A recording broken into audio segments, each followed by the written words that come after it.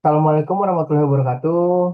Halo, perkenalkan nama saya Rafael Fasyakur dan hari ini saya akan mempresentasikan laporan hasil project based learning kelompok saya tentang karakter building Pancasila dengan tema dampak pendidikan berkualitas bagi masa depan bangsa.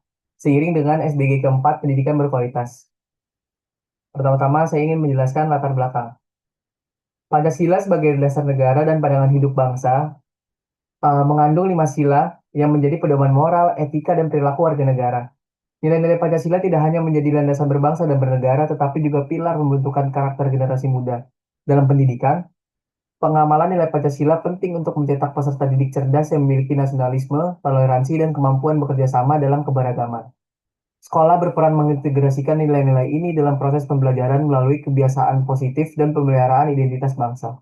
Namun, perkembangan teknologi dan globalisasi membuat tantangan menanamkan nilai-nilai Pancasila karena pengaruh budaya asing dan menurunnya interaksi sosial secara langsung. Oleh karena itu, diperlukan inovasi agar nilai Pancasila tetap relevan dan menarik bagi generasi muda.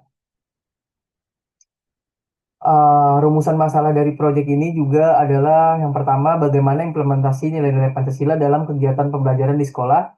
Yang kedua, apa saja tantangan dalam menerapkan nilai Pancasila di dunia pendidikan. Yang ketiga, apa harapan untuk masa depan pendidikan Indonesia yang berbasis nilai Pancasila. Hasil temuan di lapangan. Dari wawancara saya dengan siswa, saya menemukan bahwa pendidikan berkualitas adalah pendidikan yang memberikan kesempatan yang sama untuk semua siswa, mengembangkan kemampuan, berpikir kritis dan kreatif, serta membangun karakter yang baik. Guru yang mengajar dengan cara yang mudah dimengerti dan fasilitas memadai juga sangat-sangat dibutuhkan. Para siswa merasa dukungan dalam pengembangan kemampuan tersebut melalui tugas kelompok dan pembelajaran berbasis proyek. Contohnya, mereka belajar bekerja sama dan komunikasi melalui proyek pengelolaan sampah di lingkungan sekolah.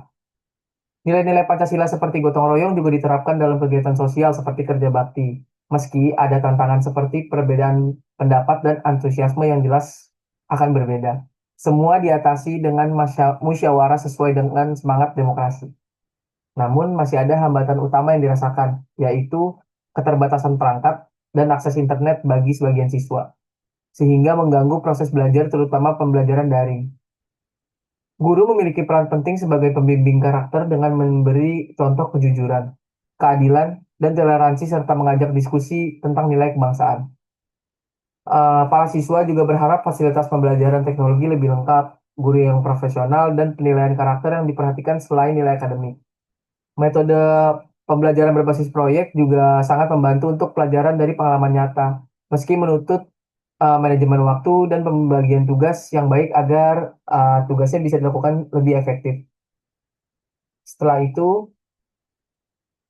solusi yang bisa ditawarkan. Yang pertama, sekolah perlu meningkatkan fasilitas dan akses teknologi seperti menyediakan komputer, gadget, atau jaringan internet yang stabil serta merata agar semua siswa dapat belajar dengan optimal tanpa terkendala alat atau akses.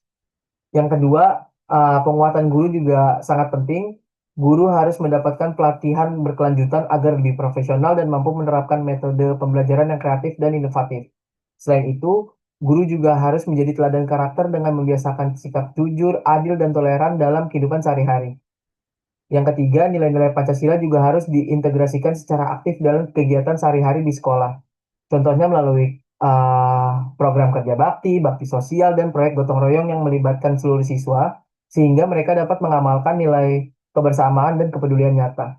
Yang keempat, pembelajaran berbasis proyek perlu lebih dioptimalkan dengan pendampingan agar pembagian tugas lebih merata dan manajemen waktu lebih baik, sehingga siswa dapat belajar dari pengalaman nyata sekaligus mengasah kerjasama tim.